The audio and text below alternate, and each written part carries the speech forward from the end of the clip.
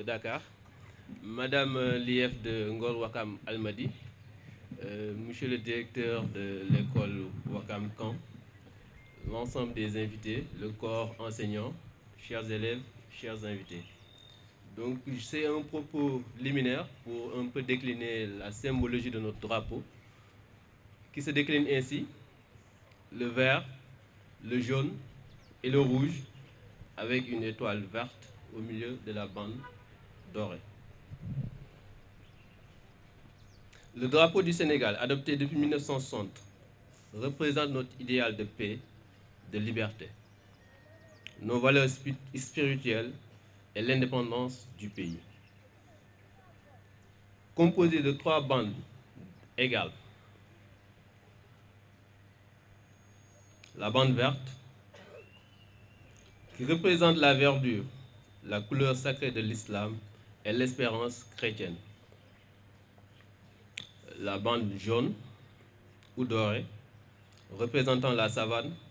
la richesse du peuple issu du travail ardent. La bande rouge, qui représente le sang versé par nos anciens, après d'âpres luttes, le sacrifice et la conquête de notre indépendance. Ce drapeau qui vient d'être hissé représente l'emblème du Sénégal, qui nous unit comme un seul peuple pour un seul but. Hissé chaque matin, il représente solennellement le début des activités au niveau de nos instances, particulièrement chez nous, au niveau des camps militaires. Et nos anciens l'appelaient souvent la prière militaire. Donc c'est avec ce petit rappel, chers élèves, que nous voulons consacrer cette journée qui représente la symbiose entre les forces de défense et de sécurité et le milieu scolaire. Tout à l'heure, je reviendrai pour un peu décliner les propos du colonel commandant l'école des officiers de la gendarmerie nationale, qui est empêché aujourd'hui et qui m'a chargé de le représenter. Merci à tous et bonne journée de la semaine nationale de l'école de base. Merci à tous. Inspectrice de l'éducation et de la formation des Almadies, Monsieur le commandant de l'école des officiers de la gendarmerie nationale, Monsieur le président du CG de l'école Wakamkan,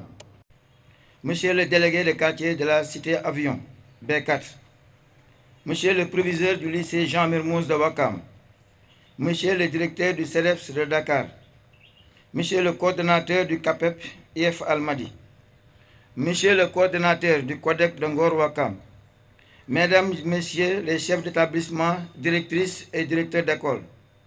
Mesdames et Messieurs les responsables des mouvements de jeunesse, Croix-Rouge, Scouts musulmans, Scouts chrétiens, d'AIC, chers partenaires de l'école, chers enseignants, chers parents d'élèves, chers élèves, distingués invités, c'est avec beaucoup d'honneur, de fierté et de reconnaissance que je prends la parole en ce jour hautement symbolique, marqué par une belle symbiose entre l'école et les forces de défense et de sécurité. Cette rencontre témoigne d'un partenariat fort, utile et porteur de sens entre le monde de l'éducation et celui des forces chargées de la protection de notre nation. Le thème de cette journée, contribution des forces de défense et de sécurité à l'éducation citoyenne des élèves, nous interpelle tous. En effet, l'éducation citoyenne ne se limite pas aux apprentissages académiques. Elle se construit également à travers l'exemple, le vécu et le contact avec les femmes et les hommes qui incarnent chaque jour les valeurs de courage, de discipline, de respect, de patriotisme et de service à la nation. Mesdames et messieurs, les forces de défense et de sécurité sont des modèles de dévouement, de solidarité et d'engagement. Leur contribution à l'éducation de nos élèves est essentielle car elle rappelle l'importance de l'ordre, le sens du devoir, le respect des lois et l'amour de la patrie. Par leur comportement et leur engagement, elles participent activement à la formation des citoyens responsables, conscients de leurs devoirs, de leurs droits et de leurs devoirs et soucieux de leur bien commun. Chers élèves, Il est important de retenir que la défense de notre pays ne se limite pas seulement aux champs de bataille et aux missions de sécurité. Elle se construit également ici à l'école, à travers votre comportement quotidien, votre discipline, votre respect des autres et de votre engagement dans le travail. En cultivant les valeurs de rigueur, de solidarité et de responsabilité, vous participez pleinement à la construction d'une nation forte, unie et prospère. C'est pourquoi, au nom de l'ensemble de la communauté éducative de Ouakam-Kan, et particulièrement de nos élèves, je tiens à adresser mes sincères remerciements aux forces de défense et de sécurité, au colonel et au commandant de l'école des officiers de la gendarmerie nationale, et mention spéciale au haut commandant de la gendarmerie nationale et directeur de la justice militaire pour toutes les actions concrètes qui sont menées ici dans le cadre de la vie scolaire. Et je vais en citer l'achèvement de la bibliothèque de l'école, la réhabilitation des toilettes des élèves et des enseignants, la peinture de la façade principale de l'école,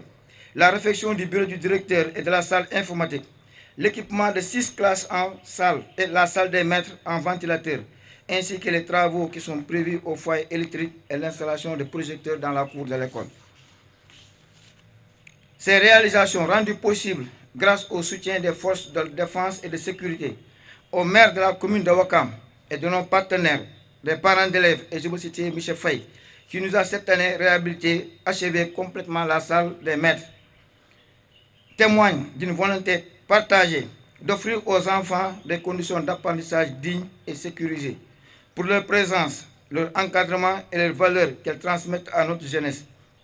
Nous leur exprimons notre profonde reconnaissance et prenons l'engagement de suivre leur exemple de loyauté, de discipline et de responsabilité, afin de devenir des citoyens modèles engagés, prêts à servir utilement notre pays. Vive la collaboration entre l'école Ouakam-Kan et les forces de défense et de sécurité. Vive l'éducation citoyenne. Vive le Sénégal. Je vous remercie de votre aimable attention. L'inspecteur d'académie de Dakar, Madame l'inspectrice de l'éducation et de la formation des Almadies, Monsieur le commandant de l'école des officiers de la gendarmerie nationale, Mesdames et Messieurs les chefs d'établissement, directrices et directeurs d'école, chers enseignants, chers parents d'élèves, chers élèves, distingués invités. C'est avec beaucoup d'honneur, de fierté et de reconnaissance que je prends la parole en ce jour symbolique de symboise entre les écoles et les forces de défense et de sécurité. Cette journée est l'expression d'un partenariat fort et utile entre le monde de l'éducation et celui des forces chargées de la protection de notre patrie. Le thème de cette journée, contribution des forces de défense et de sécurité à l'éducation citoyenne des élèves, nous interpelle tous. En effet, l'éducation citoyenne ne se limite pas seulement à ce que nous apprenons en classe. Elle s'enrichit par le contact avec celles et ceux qui incarnent au quotidien les valeurs du courage, du respect, de la discipline, du patriotisme et du service à la nation. Mesdames et messieurs, les forces de défense et de sécurité sont des modèles de dévouement et de solidarité. Leur contribution à notre éducation est essentielle, car elle nous rappelle l'importance de l'ordre, du sens du devoir et de l'amour de la patrie. Elles nous apprennent, par leurs exemples, à être des citoyens responsables, respectueux des lois et soucieux du bien commun. Chers camarades, nous devons retenir que la défense de notre pays ne se fait pas seulement sur les champs de bataille, elle se construit aussi à l'école, dans nos comportements, notre discipline et notre engagement à réussir. En cultivant le respect, la solidarité et la rigueur, nous participons nous aussi à la construction d'une nation forte et unie. C'est pourquoi, au nom de tous les élèves de l'école Ouakam-Kan, je tiens à remercier sincèrement les forces de défense et de sécurité pour leur présence, leur encadrement et leurs valeurs qu'ils transmettent à notre génération. Nous faisons la promesse de suivre vos exemples de loyauté et de responsabilité afin d'être des futurs citoyens engagés et prêts à servir utilement notre pays. Vive la collaboration entre écoles et les forces de défense et de sécurité. Vive l'éducation citoyenne et vive le Sénégal. Je vous remercie. Monsieur, Madame les autorités, chacun selon son rang, et Bonjour chers élèves et vos parents. Je suis l'adjudant-chef Serigne Babacar Ndiaye. Je viens du centre de formation à la sécurité routière. Donc aujourd'hui, nous sommes très fiers de venir devant vous, vous présenter ce que c'est que la sécurité routière et vous donner des conseils concernant la sécurité routière. Donc, je vais le faire en 2 temps. Donc, je vais le faire en français et après, je vais essayer de décortiquer en wolof. Donc, la sécurité routière, d'une manière, on va le définir, c'est l'ensemble des mesures et actions visant à réduire et à éviter les accidents de la route et leurs conséquences, protégeant tous les usagers de la route, conducteurs, passagers, piétons, cyclistes et même cochers. Par des règles, des infrastructures, une éducation et l'application de la loi, incluant le respect du code de la route, la conduite sobre, l'attention, l'entretien des véhicules et le port des équipements de sécurité. Qui dit port des équipements de sécurité, c'est la ceinture de sécurité et les casques. Je dis les casques pour les motos. Pourquoi les casques? Parce que chaque moto doit être équipée de 2 casques, c'est-à-dire le conducteur et la personne supportée.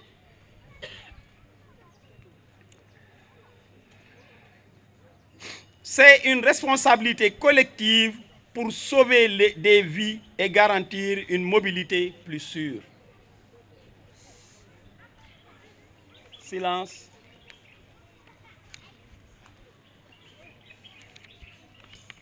Bon,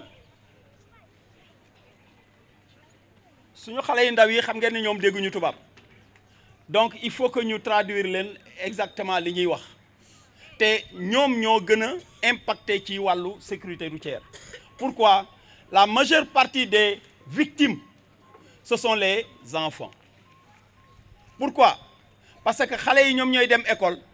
xale yi la ñuy yónni boutique, xale yi ñooy foo ci mbedd mi, ñoom ñooy yore bal, etc. Donc c'est nécessaire ñu wax leen ko ci olof. Maanaam ñun suñu wàll moom mooy wàllu sécurité routière. Bu ñu nee sécurité routière moom mooy aar doomu aadama yi ci accident yi war a am. Pour que ñu mën a aar doomu aadama yi ci accident yi war a am, il faut que ñu jàngal leen. Jàng bi mooy wax leen lan mooy danger bi nekk ci tali. Ndax tali ku nekk ciy dox. Am na ay borom oto yoo xam ne dañu yore oto te mënuñu seen métier maanaam mënuñu dawal bu baax léegi-léeg nga gis ci oto yi ñu bind débutant kon ñooñu ñan ñoo leen war a moytu ki nga xamee ni kii moom mooy dox bien que nag ci wàllu sécurité routière dañuy wax ne en agglomération le piéton est prioritaire surtout pour les parents qui ont des véhicules. Sachez qu'en agglomération le piéton est prioritaire. Kan mooy piéton mooy kiy dox xale baa ngi ci mag mu mënatul daraa ngi ci ki xelam wàññeekoo ngi ci ki gumbaa ngi ci ki tëxa ngi ci donc kii dawal oto moom moo war a teggi tànkam bañ nañ ko ba ci agglomération dañuy wàññi vitesse yi bind fa 50 à l'heure mais 50 à l'heure boobu ñuy wax maanaam du obligation mën naa gën a wàcc ndax am na ay tali yoo xam ne yi circulation bi da nga war a gën a par exemple bu tombee xale yi di doog a wàcc boo duggee ci marché wala tali bi baaxul donc loolu chauffeur bi moom mooy am xelu que ne fii may daw nii kat war naa wàññi sama vitesse bu baax a baax daw fit vitesse bu adapté looloo tax gendarme bi am na droit même bu ñu defee sax 50 km/h mu nekk foo xam ne fii waroo fa daw 20 à l'heure boo fa dawee 25 à l'heure daf lay jàpp ndax le piéton nos enfants doivent être protégés yéen a may comprendre beneen bi mooy sécurité routière walla moom mooy saytu oto yu bon yi ñu gaare leen tali yu baaxul yi ñu signalé ko état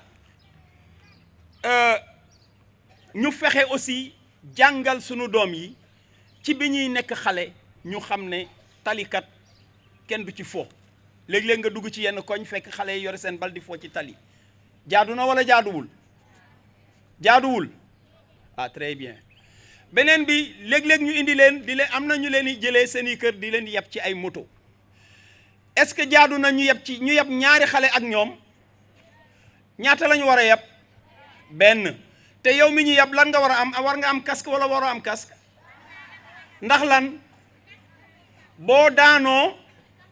sa bopp bañ a toj ah donc bu leen nangooti ñu yeb leen ci moto yeb leen léeg-léeg nga gis ñoo xam ne ñi dañuy yeb ci kaw moto ay ñeenti xale di leen yóbbu kii école bi kii école bi kii école bi ndax lan ay mag ñoo koy def te lan la ñuy ut xaalis est-ce que xaalis bi jar na seen bakkan ndax yéen ñii yéen yaakaaru Sénégal ah ci yéen ñii la ñu yaakaar ay président ay Sadio Mané ay premier ministre et cetera kon nag li ma bëgg mooy na ngeen aar seen bakkan ah donc loolu mooy benn pàcc bi donc objectif sécurité routière c'est quoi? L'objectif principal de la sécurité routière primaire est de réduire les risques qu'un accident de la route ne survienne en faisant évoluer les règles et les obligations associées aux conducteurs, aux véhicules, aux aménagements des voies afin de réduire les risques que des accidents de la route ne se produisent. Donc wàllu sécurité routière benn pàcc la bu nekk ci biir gendarmerie boo xam ne bii luy aar doomu aadama rek moom moo ko soxal ci wàllu tali ci wàllu maanaam lépp luy weñ ak yu demee noonu ndaam sax gendarmerie moom métier moom mooy la protection des personnes et des biens maanaam dafa war a protéger doomu aadama yépp ak seen alal waaye xam nga dañ ko def ci ay pàcc ku nekk dafa am spécialité am ak fu mu war a féete loolu moo waral sécurité routière tey ñëw di leen sensibiliser li ñu leen di wax nag mooy bu ngeen di jéggeeti tali yéen xale yi su ngeen di jéggeeti tali na ngeen xaar am ku leen mën a jéggil su fekkee ne mënu leen jéggil seen bopp su fekkee mën ngeen jéggil seen bopp li ngeen di njëkk a def mooy lan taxaw xool ndax ci biir dawalkat yi am na ci ñoo xam ne ñi bu ñuy jóge seen kër dañoo am ay problème gisatuñu tali bi am na ci ñoo xam ne ñi dañoo sàggan ñi ngi yore seen téléphone di wax am na ci sax ñoo xam ne ñi léeg-léeg dañuy yore seen téléphone di ci fo ñooñu nag da ngeen xam ne bu leen gendarmerie gisee da leen di jàpp bu leen police gisee da leen di jàpp waaye yéen li leen concerné pour seen li leen di aar mooy balaa ngeen di jéggeeti tali da ngeen di taxaw na ngeen dem ba ci passage clouté bi bien que nag am ngeen droit jéggee fu leen neex waaye ngeen dem ba ci passage clouté bi passage clouté dinañ leen ko wan léegi dinañ leen defal schéma yi mooy fi nga xam ne dañ ko tracé mu am ay bande yu weex foofu la nit ñi war a jéggee boo demee ba foofu da ngay taxaw su fekkee am na feu rouge bu feu bi rouge oto bi dafa war a taxaw impérativement su taxawee nga jéggi ndànk mais booy jéggi da ngay xool sa càmmoñ d'abord comme foofu la oto bi di jóge su oto ñëwul nga xool sa ndeyjoor bu fekkee ne oto ñëwul nga gaawantu jéggi booy jéggi nag doo daw waaye it doo yeex doo nekk ci tali bi di traîner déedéet oto mën na la faa fekk moto mën na la faa fekk leneen mën na la faa fekk booy jéggi da ngay ànd ak fulla xool sa càmmoñ gisuloo dara nga xool sa ndeyjoor gisuloo dara nga waaxu jéggi doo daw parce que boo dawee mën ngaa daanu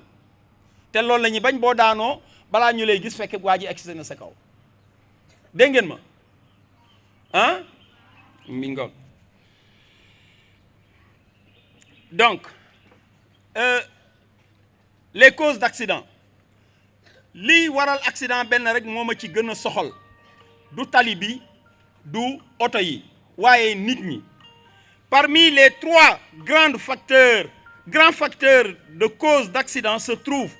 le facteur humain qui est à l'origine de plus de 90% des accidents mortels boo xoolee accident yu bari du dara lu dul comportement léeg-léeg am na chauffeur yoo xam ne xamuñu fa ñuy taxaw li tax xamuñu fi ñuy taxaw mooy soit naan nañu alcool wala am nañu problème seen kër wala ñàkk nañ dépense wala dañoo feebar wala dañoo am ku feebar wala am nañu seen benn mbokk bu gaañu dootuñu ànd ak seen sago bu ñuy daw duñu xam taxaw balaa ñu lay gis fekk egsi nañ sa kaw donc facteur boobu moom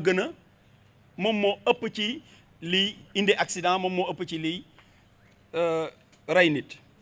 C'est-à-dire une infraction du code de la route, vitesse excessive, alcool, distraction, non-respect des distances de sécurité, non-port de casque, comportement irresponsable. Donc boo xoolee lu bëri lii def indi accident te yéen xale yi yéen a ci gën a mën a dal ndax yéen a gën a nekk ci biti seen papa amul jotu taxawaalu ci biti ndax day liggéeyi seen yaay su liggéeyiwul ma nga ca waañ ba kon yéen daanaka accident yu bëri ci seen kaw lay dal kon nag yéen liñ leen di wax moom mooy na ngeen taxawu seen bopp doon seen magu bopp bu ngeen génnee ci mbedd mi bu leen dàqante ci kaw tali bi bu leen yore bal ci wetu tali bi bu ngeen di jéggi ngeen xool ndax jamono bi dafa doy waar te ñi irresponsable du ma ne ñoo ëpp waaye am na ci surtout borom moto yi nga xamee ni mënuñu dawal amuñu permis dañuy daw nu mu leen neexee léeg-léeg sax dañ lay may ngay jéggi ñu daw mbëkk la am na wala amul waaw mi ngoog parce que léegi ku nekk ay yore moto moo tax il faut que ñu wax leen bu ngeen di jéggeeti tali ngeen xool te ànd ak xel li ngeen di def ngeen teg ko ci xel dégg nga ndax dañoo bëgg ngeen màgg ah. Donc, principes fondamentaux de la sécurité routière, responsabilité individuelle et collective. Chaque usager de la route a un rôle à jouer en respectant les règles et en adoptant un comportement exemplaire. Maanaam am sa oto bu bees mën a dawal taxul nga def li la neex donc ñiy jaar ci kaw tali bi yëpp te ma limoon leen sànq muy chauffeur bi muy gendarme bi muy policier bi muy élève bi muy borom fas bi muy borom jakarta bi ku mu ci mënti doon da nga am benn rôle booy def ci tali bi maanaam war ngaa ànd ak dawal nga respecter code de la route ndax code de la route ay règles la yu ñu teg ngir nit ñëpp respecter ko mooy kiy dox ci tali bi kiy dawal gendarme bi taxaw policier bi taxaw et cetera ñëpp kenn ku nekk da ko war a respecter ah leer na mais ñi ko war a gën a respecter moom mooy yow piéton bi nga xam ne da ngay dox te bu la oto bu weñ bi dalee sa kaw maanaam oto wala moto su dalee sa kaw yow yaay gën a gaañu kon yow yaa war a gën a ànd ak sa xel.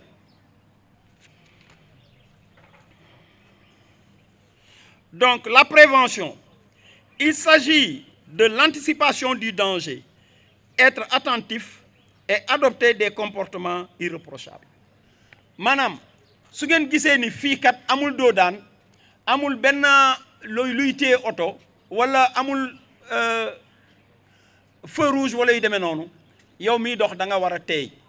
mais yow mi yore oto aussi boo duggee ci agglomération xam ne fii ay nit a fiy nekk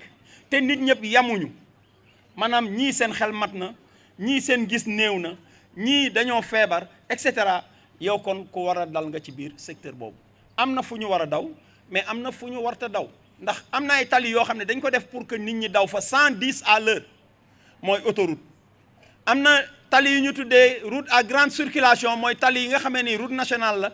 foofu am na vitesse yu ñu fa autorisé 90 70 ça dépend ci véhicule bi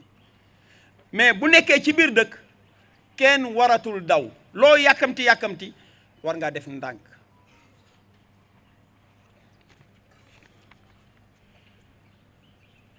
L'éducation donc éducation bi moom mooy jàngale transmettre de bonnes leçons et pratiques dès le plus jeune âge et continuer à sensibiliser c'est-à-dire yéen xale yi seen waajur yi seen maître yi dañ leen war a jàngal les bonnes actions comme lu mel ni tey nii ñu ngi leen di inculquer les bonnes actions civisme maanaam di leen wax ne leen nii ngeen war a mel ci seen réew da ngeen war a respecter seen drapeau mais boo melee noonu ci sa réew ba pare da nga war a protéger sa bopp. donc say parents war nañ fu ñu toll di la jàngal jukko yu baax yi ak ni nga war a comporter woo ci mbedd mi mais bu mu ci yem na continuer di ko continuer ba nga nekk mag. donc fi ñuy conclure moom mooy les forces de défense qui sont chargées de la sécurité des personnes et des biens, les usagers de la route doivent ensemble lutter contre l'incivisme routier, c'est-à-dire dafa am lu ñuy wax ay habitudes yu bon ci wàllu tali. habitudes yu bon yooyu moom mooy xale yi taxawaalu ci tali baaxul.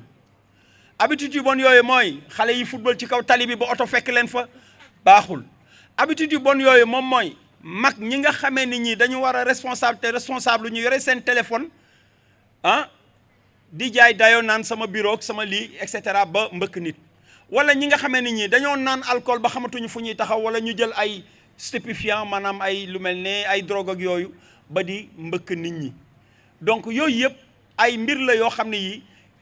yéen xale yi ak ñun mag ñi ñoo war a àndandoo xeex ko ndax ñiy dawal ñëpp. weesuwuñu ñun mag ñi ak yéen xale yi parce que yéen ñii maa ngi leen di ñaanal ngeen màgg kenn ku nekk am sa oto mais bu ngeen amee seen oto aussi na ngeen nekk ñu responsable ngeen réussir ba mën a yore seeni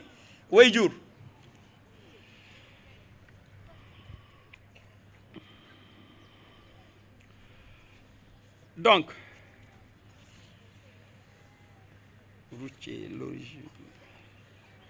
donc les forces de défense qui sont chargés de la sécurité des personnes et des biens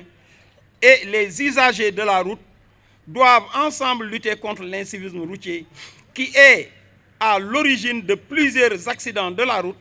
qui n'est rien d'autre qu'un problème comportemental. donc du dara lu dul ay jukko yu bon ay jëfin yu bon yoo xam ne yi vraiment moom moo waral accident yi yëpp di am. toutes les personnes qui doivent aborder la route de l'agent de sécurité aux usagers sans oublier les enfants qui sont les plus touchés dans les accidents de la route, selon les statistiques, doivent l'aborder avec beaucoup de lucidité et d'attention et une parfaite connaissance des actes posés. donc yéen xale yi surtout man bu may wax yéen laay gën a waxal ndax yéen a gën a neex a waxal lu waral loolu mooy bu ngeen ni buñ leen yónnee wala ngeen di jàngi wala yu demee noonu ngeen di dem ci tali bi bu leen ne damaa tardé moo tax may daw ci kaw tali bi bu leen def yenn jëfin yi mais jéggi leen normalement bu ngeen demee ba fi ngeen war a dawee yéen it ngeen daw dem seen yoon. bu ngeen demee fi ngeen war a jëlee oto it ngeen kii ngeen bañ a groupe ci kaw tali bi di foo ba oto fekk leen fa di leen gaañ ñii mën nañ cee dee ñii mën nañ cee gaañu wala sax am na si ñoo xam ne dootuñu dem école ndax lan dañuy blessé dootuñu mën dem fenn kon wax ji yéen a ko moom. Serigne Ababacar Ndiaye, adjudant-chef au centre de sécurité routière de la gendarmerie nationale. Merci beaucoup. wax leen aussi indi nañu sunu matériel boo xam ne bii dinañ leen ko wan présenter leen sunu moto bëgg nañ leen aussi defal benn maquette boo xam ne bii dañuy wane li ma doon wax nii maanaam mënuñu wane lépp waaye dinañ am lu ñu leen ci wanaat. parce que indi nañ oto indi nañ moto bu ndaw indi nañ moto bi bu ko defee ngeen xool lan mooy acte yu baax yi lan mooy acte yu bon yi waa kañ jërëjëf. la jaaduwul su jaaduwul ngeen wax ma su jaadoo ma xool ndax yéen xam ngeen wala xamu leen n'est-ce pas. beneen bi balaa ñuy commencer dama leen di expliquer xam nga lii tali la dañ leen di représenter fii tali bi gis nga fii moom mooy ñaari yoon yi bii mooy dem bii mooy ñëw mais fii ngeen gis ni mu am flèche bi moom mooy fii oto bi war a tourner giratoire moom la ñuy wax rond-point wala giratoire dégg ngeen mooy fii am flèche bi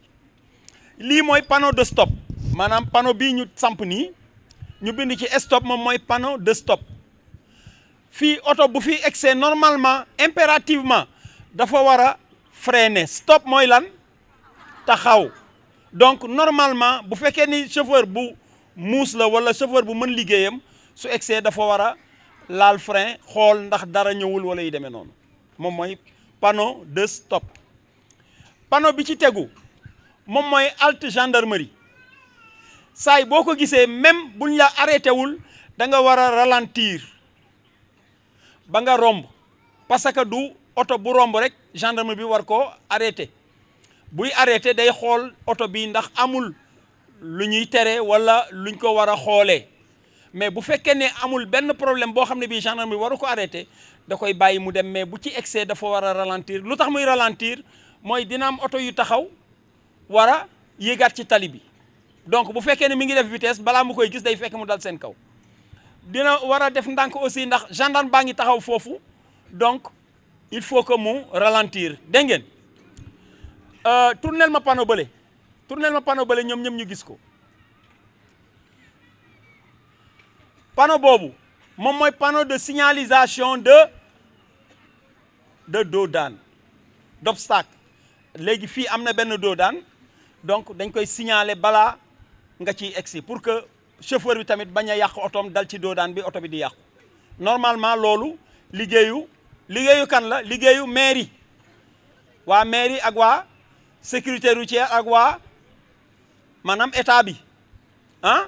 ñoom ñooy ut ay panneau def fi beneen bi moom mooy panneau bi nga xamee ni mooy signaler dos d'âne bi ci fi mu nekk exactement maanaam bële daf lay signaler ne ci kanam dos d'âne nga fa mais bii da lay signaler ne ci fi nga jëm nii fi nga egsi nii dos d'âne baa ngi foofu normalement dafa war a nekk à 5 mètres avant dos d'âne bi mais fii dafa xat moo tax ñu teg ko nii leer na ah donc bu ngeen gisee ñu def panneau yu mooy pneus yu xonq yi moom mooy diggu tali bi pneus yu bleu yi moom mooy limité tali bi maanaam de gauche comme de droite léegi nag teg nañ fii ay kii yu jaune lii moom mooy passage clouté mooy fi nit ñi war a jaar mooy fi ngeen di jaar te mu am bande yu weex yi nga xam ne foofu ngeen war a jéggee léegi nag sama ñaari gendarme yee maanaam ci bu njëkk bi dañuy def lu leen neex lu jaaduwul dama bëgg ngeen xàmmee borom jakarta yu dof yi ak borom jakarta yu nite yi dégg ngeen ah am na borom jakarta yoo xam ne ay mbëkkkatu xale lañu mais am na ay borom jakarta yoo xam ne ay nit lañu maanaam seen xel mi ngi màcc dégg ngeen ah acca donc c'est bon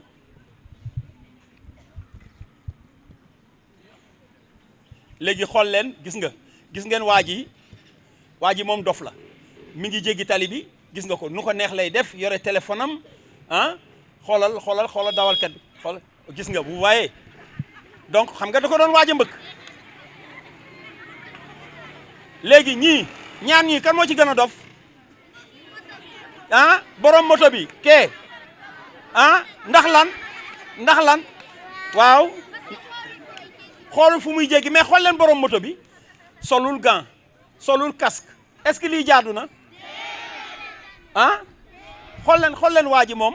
xaw ma dafa ñàkk dépense xaw ma lan mu yore téléphone am di wax ba moto bi nar ko mbëkk su ko mbëkkee est-ce que dina liggéeyi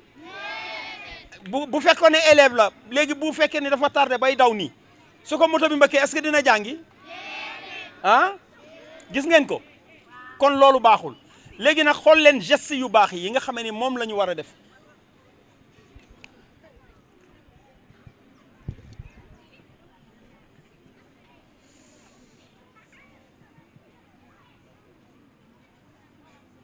gis ngeen ko gis nga borom moto bi moom ku responsable la benn sol na ay gants ndax lan buy accélérer bu fekkee ne loxoom dafa ñaq bu accélérer day di tax suy freiner du mën a freiner bu baax gis nga sol na casque ndax lan su daanoo wala yi demee noonu gis nga ko léegi acca c'est bon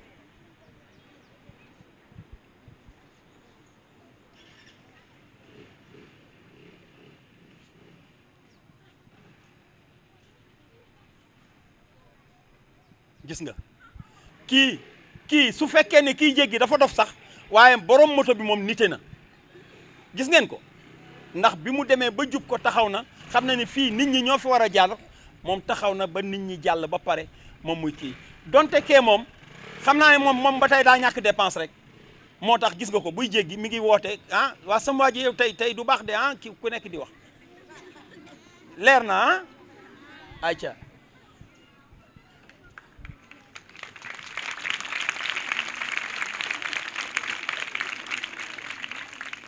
kon liñ leen bëgg a wax mooy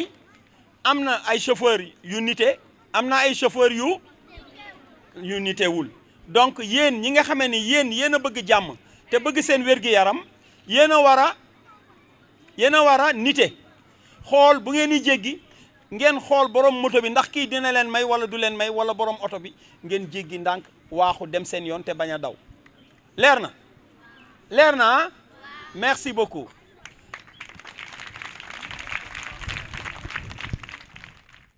Bien. De tout temps, vous illuminez nos pas vers le droit chemin. Jom, Ngor, Kersa, Fula, Faïda. Sans vous, nos vies, je veux dire, ne seront que honte et débauche.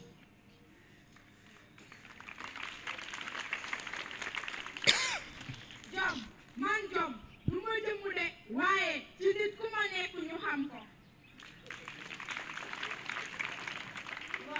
Ngor, qui est cette petite voix intérieure qui, dans les moments difficiles, te dit courage, courage, courage, ne baisse pas les bras, tes efforts ne sont pas vains. L'un des hamnako, comment tu donnes, à comment nek, mangor, soma, amul, amodara.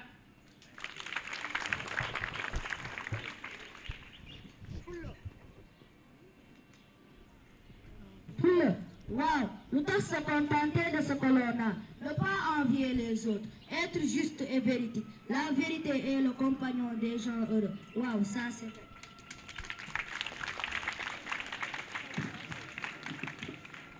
Bulma jaawale ak yamba xeebu naa lool waaye noonu laa amee solo man Kersa fu ma jeex diine tam dafay jeex. Ah, Kersa am na solo waay. luy mettit ma di ko muñ aka metti coono gi may daj muy metti ma di ko muñ aka metti waaye duma bàyyi damay gën a góorgóorlu ndax ku yàgg si teen bàkk fekk la fa ndax yàlla ñuy muñ lay àndal. Ndeysaan waaye duma bàyyi damay gën a góorgóorlu ndax xëcc bu dagul dikk. Teraanga man teraanga maa yaatal gan yi te di rattaxal diggante yi fu ma nekk jàmm nekk ci wet gi man teraanga gan bu ñëw maa lay teral excellence si jàmm. Ah, la teraanga sénégalaise waay. Fayda man Fayda duma xuloo duma xeex xam naa li ma bëgg te di ko jëfe.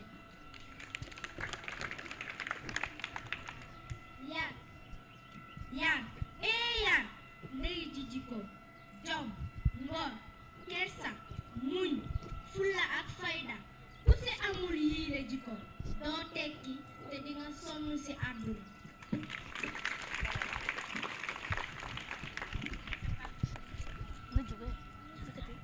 Papa, maman, je n'ai pas demandé à naître et pourtant vous m'avez mis au monde. De grâce, éduquez-moi car je veux être utile à ma société. Secourisme. Avant de pratiquer, il est primordial de garder son sang-froid. boo dalul nit ki doo ko mën a dimbali yow si sa bopp doo mën a dimbali sa bopp bay dimbali ki nga xam ne moo nekk si loraange. D'abord, dañuy protéger. Nous avons 4 étapes. La première étape, c'est de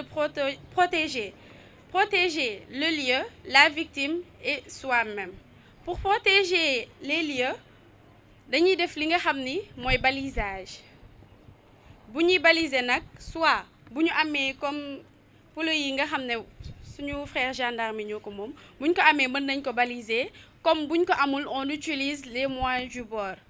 ñun ci boppam mën nañ baliser suñu bopp wala boo xoolee ñaari nit ci mbedd mi nga wax leen ñu baliser la kenn day taxaw fii kenn taxaw fee. Balisage nag c'est pour éviter le cas de suraccident. Comme bu ñu nekkee ci autoroute pour éviter le cas de suraccident dañuy def li nga xam ne mooy dégagement d'urgence.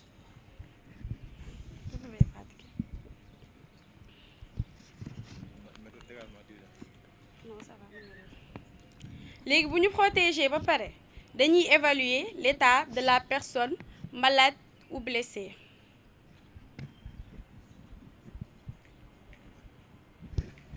Avant tout day vérifier conscience victime bi mu xool ndax victime bi mu ngi nekk walla nekkul.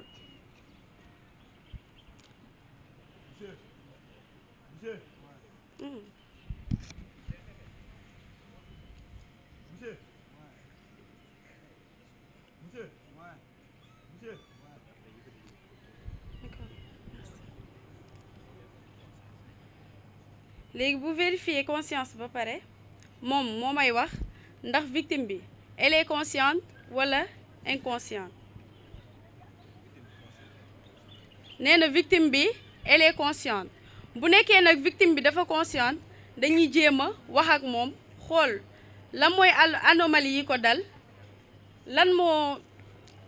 ko jagadi daal dañuy wax ak moom vu que victime bi mu ngi inconscient. am nañ tam beneen cas bu ngi conscient am na beneen cas boo xam ne victime bi dafay inconscient.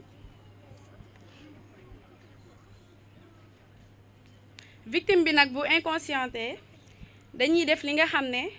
mooy ouvrir les voies respiratoires.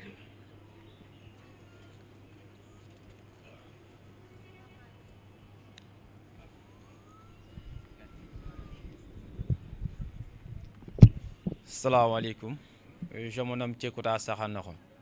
chargé de la pédagogie et de formation au niveau de la Croix-Rouge. En fait, si vous tombez une victime, la première des choses à faire, moi, c'est qu'il est conscient, comme on l'a fait tout à l'heure. S'il est conscient, il est là, mon bonne position, je vais mettre sur cette position. Du cas, vous faites que la victime il est inconscient. Si vous êtes une victime, te loxo bi nii sëñ bi fekkee yaa ngi may dégg ba sa sama loxo je lui pose des questions pour xool fekkee mooy def acte reflété wala ou pas sëñ bi fekkee yaa ngi may dégg ba sa sama loxo donc on voit qu'il réagirul léegi fekkee réagirul damay xool fekkee mooy nooy wala nooyiwul léegi pour nooy bi nag ñoo ngi koy tuddee benn méthode bu ñu naan méthode Joyce méthode Joyce mooy joue oreille yeux sama bët bi dama koy teg ci biir bi xool fekkee biir bi mooy jóg parce que kuy nooy dañuy gis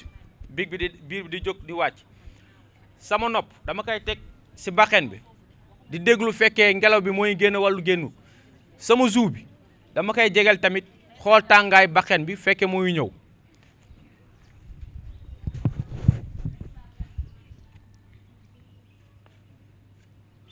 là maa ngi sentir ni moo ngi nooy fekkee occasion amuñu loolu mun nga jël benn bout de papier nga tekk ci wetu baxen bi fekkee dina nooy rek ngelaw buy génn di nga gis papier bi di yëngatu ça aussi c'est une autre méthode léegi su ma gisee mooy nooy mais maa ngi wax ak moom wuyuwut donc damay jàpp il respire mais il est inconscient donc sur ce dama koy defal lu ñu woowee méthode PLS position de l'état de sécurité. Les positions de l'état de sécurité il y a deux cas.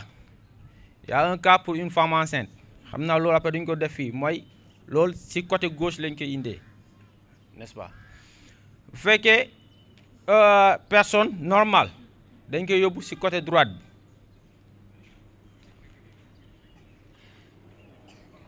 boy ni nga tourné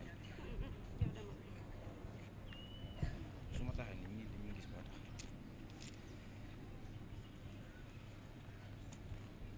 les PLS bi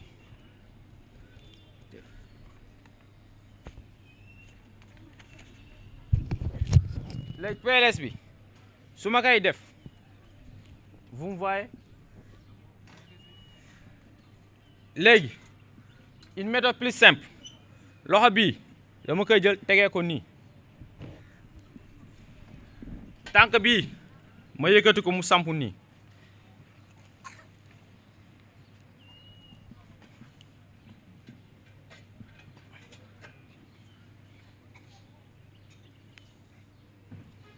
je l'ai mis en position latérale de sécurité mais en même temps dama koy surveiller di ko xoolaale en attendant l'arrivée des secours les sapeurs et les autres léegi fekkee loxo bi bu la neexee mu nga koy génnee nga jël benn plan teg ko nii nga mën ko surveiller mu mën di respirer en même temps merci. Bonjour à tous et à toutes. Monsieur le maire de la commune de Ouakam, Monsieur le commandant de l'Éogène, Madame l'inspectrice de l'éducation et de la formation des Almadies, Monsieur le directeur de l'école élémentaire Ouakam Camp, distingués invités, chers parents d'élèves, chers enseignants, chers élèves, Mesdames et Messieurs, c'est pour moi un réel honneur et un immense plaisir de prendre la parole à l'occasion de la semaine de base de l'école. Organisée ici à l'école Ouakam Camp, en présence des personnalités aussi éminentes que vous, votre présence témoigne de l'intérêt constant que vous portez à l'éducation, pilier fondamental de tout développement durable et socle de la construction d'une société juste, responsable et prospère. La semaine de l'école de base est bien plus qu'un simple événement.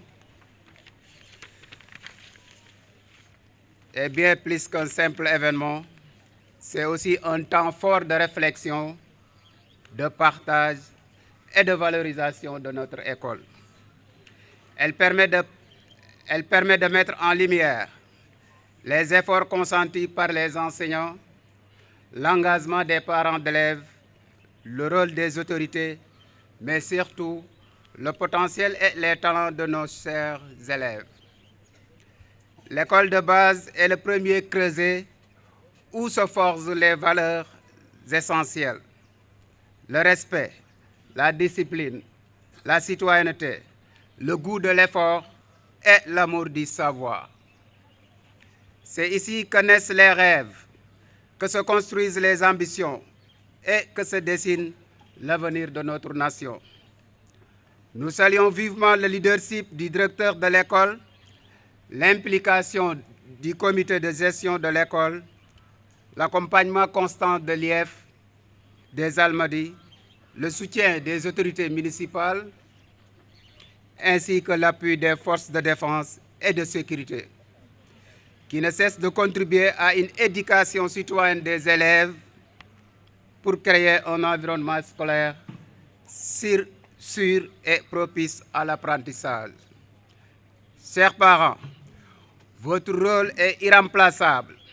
L'école ne peut réussir sans votre confiance, votre suivi et votre collaboration. Ensemble, nous formons une chaîne éducative solide autour de l'enfant. Quant à vous, chers élèves, cette semaine est la vôtre. Profitez-en pour apprendre, vous exprimer, créer, poser des questions et montrer le meilleur de vous-même. N'oubliez jamais que vous êtes l'avenir de ce pays et que chaque effort fourni aujourd'hui est une victoire pour demain. Je souhaite un plein succès aux différentes activités prévues durant cette semaine de l'école de base. Je déclare officiellement ouvertes les manifestations dans un esprit de partage, de paix et d'excellence. Je vous remercie de votre aimable attention. Monsieur le directeur de l'école Camp Ouakam, Monsieur le président du CGE, Messieurs les imams, chefs de quartier et chefs coutumiers, Monsieur le responsable de la Croix-Rouge, Mesdames, Messieurs les parents d'élèves, Mesdames, Messieurs les membres du corps enseignants, chers élèves, je suis heureux d'être parmi vous ce matin, en représentation du colonel Mamadou Touré, qui commande l'école des officiers de la gendarmerie nationale, pour accomplir un devoir civique qui est la levée de couleurs, en ce jour précis, dans le cadre de la Semaine nationale de l'école de base. La levée de couleurs, cet acte plein de symboles que nos vaillants anciens appelaient la prière militaire, car lançant les activités de la journée de travail de manière solennelle et officielle. En fait, le thème de cette journée, la contribution des forces de défense et de sécurité à l'éducation citoyenne des élèves est venue à son heure. Ainsi, je me réjouis particulièrement de votre mobilisation et votre participation massive à cet acte citoyen qui participe à inculquer et à développer les valeurs qui fondent la République chez les jeunes que vous êtes. La jeunesse scolaire constitue l'espoir de la nation. Vous ne devez plus être de simples spectateurs face aux défis politiques, sociaux, économiques et culturels qui interpellent le Sénégal. Et le gouvernement scolaire, dont le président vient de faire un excellent discours, montre que vous êtes déjà conscient du rôle que vous devez jouer.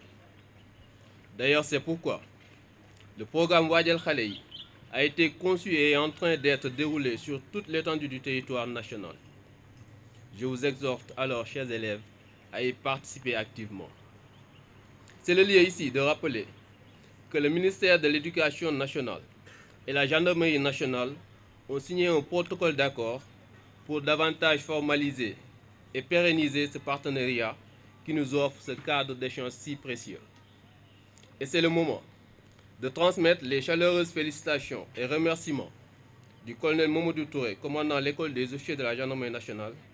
au directeur de l'école Caen, en la personne de M. Diabakhate,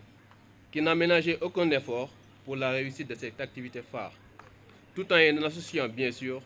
le corps enseignant qui l'assiste au quotidien. Vive la Semaine nationale de l'école de base, vive l'école Caen de Ouakam, bonne réussite à tous les élèves. Je vous remercie. Mesdames, Messieurs, distingués invités, Madame l'IF des Almadies, Monsieur le directeur de l'école, Monsieur le commandant de l'Éogène, Monsieur le représentant de l'IA de Dakar, Mesdames et Messieurs les enseignantes et les dames de service. Chers élèves, c'est un grand honneur pour moi de prendre la parole aujourd'hui sur un thème d'une importance capitale pour notre nation. La symbiose entre l'école et l'armée du Sénégal. L'école et l'armée, à première vue, semblent appartenir à deux univers différents. Pourtant, elles partagent une mission fondamentale, former des citoyens responsables, disciplinés et engagés au service de la nation. L'école forge l'esprit, développe la connaissance et inculque les valeurs civiques. L'armée, quant à elle, façonne le sens du devoir, la discipline, la solidarité et l'amour de la patrie. Au Sénégal, cette complémentarité est essentielle. Dans un monde marqué par de nombreux défis sécuritaires, sociaux et environnementaux, nous avons besoin d'une jeunesse instruite, consciente de ses responsabilités et prête à contribuer au développement et à la stabilité du pays. La collaboration entre l'école et l'armée peut prendre plusieurs formes. L'éducation à la citoyenneté et au civisme, les actions de sensibilité à la paix et à la sécurité, les programmes d'encadrement de la jeunesse, ou encore les initiatives sociales et humanitaires menées par nos forces armées. Ces échanges permettent non seulement de renforcer la cohésion nationale, mais aussi de transmettre aux jeunes des valeurs essentielles, respect, engagement, solidarité et sens du service public. Cependant, cette symbiose doit toujours s'inscrire dans le respect des missions propres à chaque institution. L'école doit rester un espace de savoir, de liberté intellectuelle et d'épanouissement. L'armée continue à garantir la sécurité et la souveraineté nationale. Ensemble, elles peuvent bâtir une société plus forte, plus consciente et plus solidaire. Chers jeunes,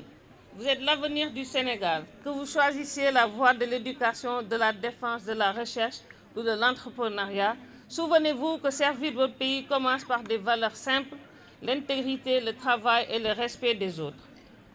La symbiose de entre l'école et l'armée n'est pas seulement un partenariat institutionnel, c'est un engagement commun pour construire un Sénégal stable et prospère. Je profite de cette occasion pour remercier au nom de Monsieur le maire, le commandant de l'Éogène, pour toutes les belles actions qu'il est en train de mener dans cette école, mais également Monsieur le directeur Diabakhate et son équipe qui ne ménage aucun effort pour que les élèves soient dans de bonnes conditions de travail. Et un dernier message à lancer à l'adjoint-chef Babacar Ndiaye, de faire des spots dans tous les médias pour encore sensibiliser, car nos routes sénégalaises sont excessivement meurtrières. J'espère, chers élèves, que vous avez bien capté que ce message que vous transmettrez à vos parents. Je vous remercie pour votre attention. Merci, Monsieur le maître de cérémonie, Madame la directrice des services techniques de la mairie, représentant Monsieur le maire de la commune de Ouakam, Monsieur le commandant Babacar Samb, représentant Monsieur le colonel, commandant de l'école des officiers de la gendarmerie nationale, autorités militaires et paramilitaires ici présentes, notabilités coutumières et religieuses de Ouakam, Madame l'inspectrice de l'éducation et de la formation des Almadies, chers collègues inspecteurs, Monsieur le directeur de l'école Caen, Mesdames, Messieurs les chefs d'établissement, directeurs et directrices d'école et de CTP, chers collègues enseignants, Monsieur le Président du CAPEP, Monsieur Diallo,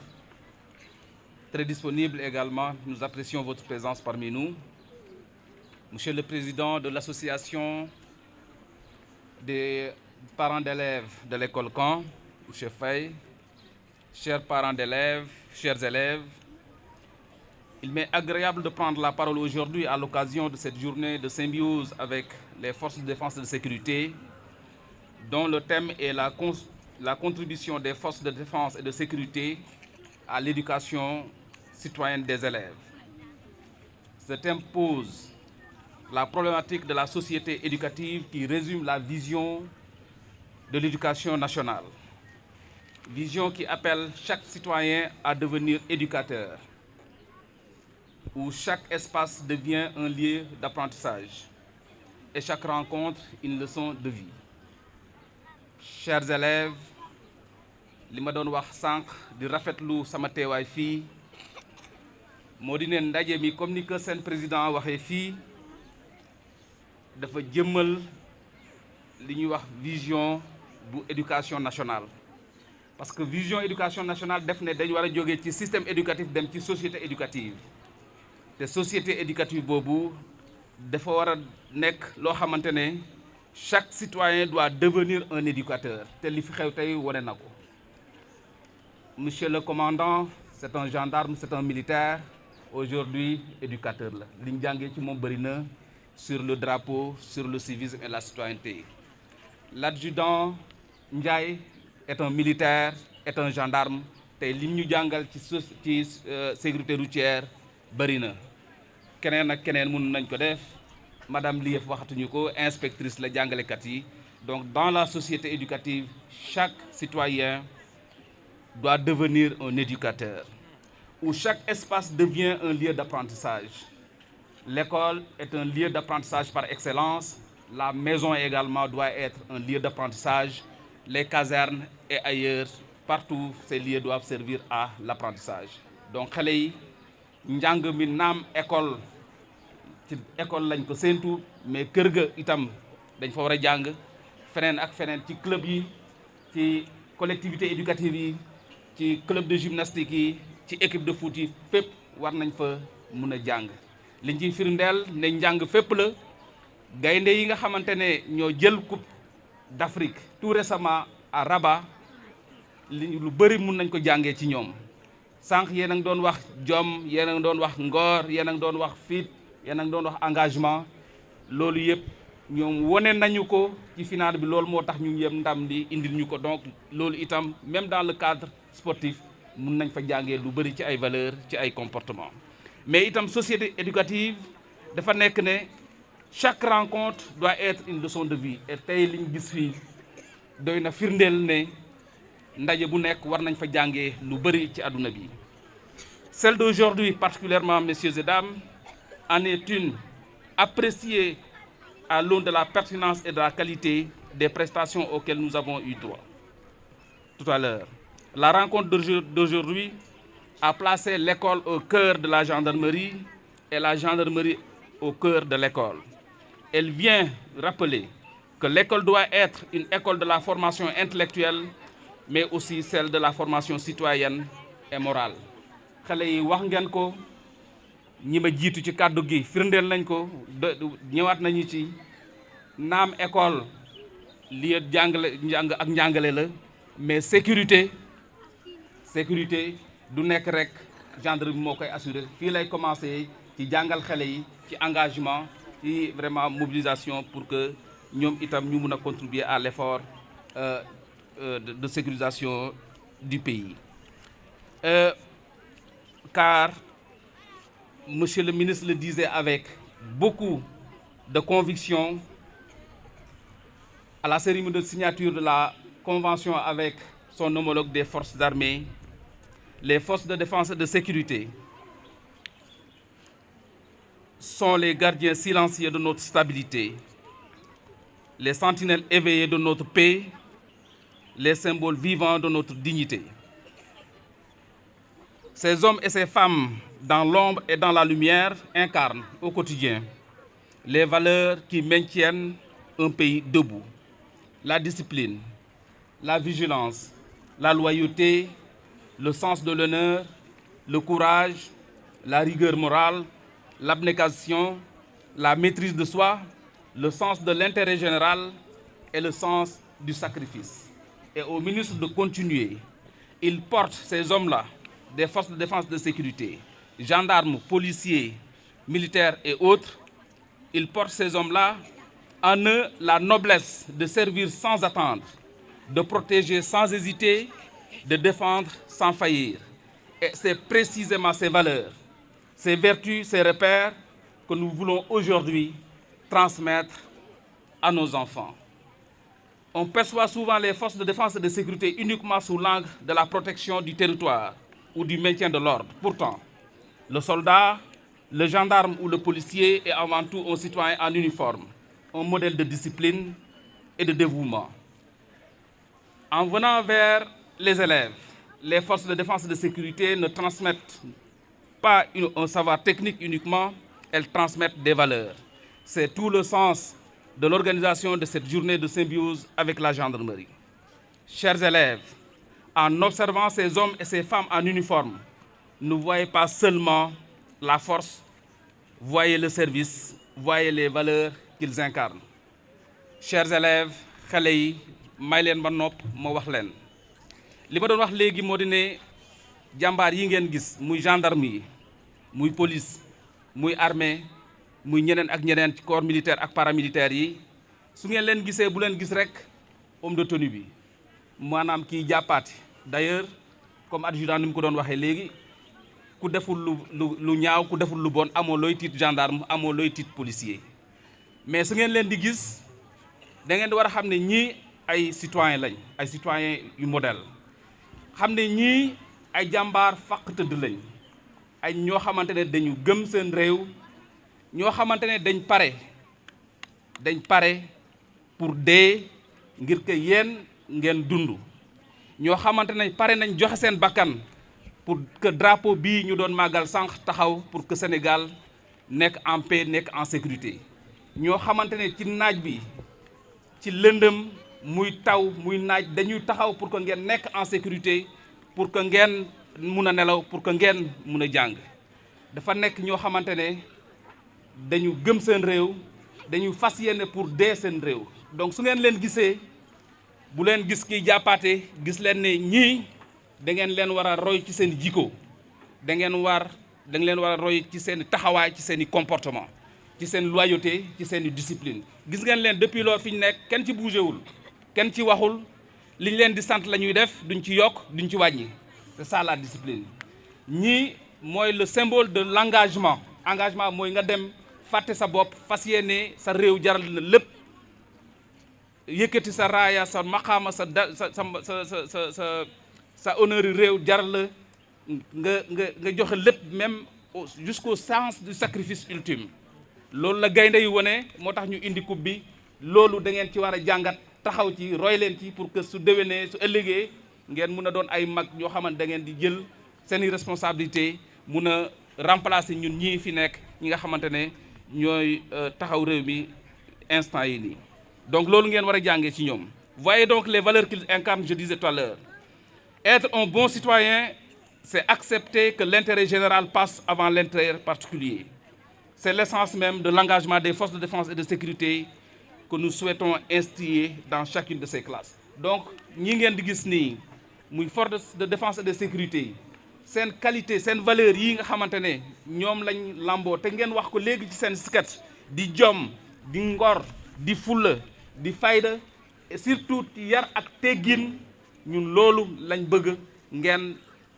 def seen bopp ngeen dund ko pour que su ngeen màggee ngeen mel ci ñoom ni ñoom am valeur yooyu ngeen doon sargal léegi ci seeni sketch. Je voudrais, pour terminer, Monsieur le Commandant, vous remercier et vous demander d'être notre interprète auprès du haut commandant de la gendarmerie et directeur de la justice militaire, notre interprète, pour leur transmettre nos remerciements en mon nom propre en tant qu'inspecteur d'académie, mais au nom de toute la collectivité éducative pour l'ensemble des réalisations de la gendarmerie ici au niveau de cette école-là, réalisations sur lesquelles le directeur est revenu largement. Nous vous remercions donc très sincèrement et à travers vous, votre équipe et l'ensemble des hommes avec lesquels vous avez participé à cette belle cérémonie, particulièrement l'adjudant Ndiaye qui nous a servi une très belle leçon sur la sécurité routière. Nous vous remercions également pour le soutien à l'initiative et la participation de qualité. Associé à ces remerciements, Madame la représentante du maire, à travers vous, le maire et l'ensemble de l'équipe municipale, pour l'accompagnement, la disponibilité et le soutien constant et permanent à l'éducation de manière générale, mais à l'école de manière particulière. Féliciter et encourager Madame l'inspectrice de l'éducation et de la formation des Almadies. Elle est là, souvent très effacée, très humble, mais c'est un travailleur vraiment infatigable. Plein d'initiatives, très engagé et qui maîtrise bien ce qu'il fait à travers elle, je salue, j'encourage l'ensemble de l'équipe, les inspecteurs, le secrétaire général qui l'accompagne et l'ensemble des collègues inspecteurs. Vous avez assuré une parfaite coordination de l'activité. Mention spéciale au directeur de l'école Caen, monsieur Diabakhate. Voilà, directeur, félicitations. Félicitations pour avoir d'abord accepté d'accueillir cette activité, mais aussi pour la qualité de l'organisation. Ça a été une parfaite réussite. Nous vous encourageons, nous vous félicitons avec l'ensemble de vos équipes, n'est-ce pas, les enseignants et tout le monde, tous ceux qui ont participé à cette belle mobilisation. Que la fête soit belle, elle est déjà très belle. Vive l'école sénégalaise, vive les forces de défense et de sécurité, vive la République. Je vous remercie de votre écoute attentive. Merci.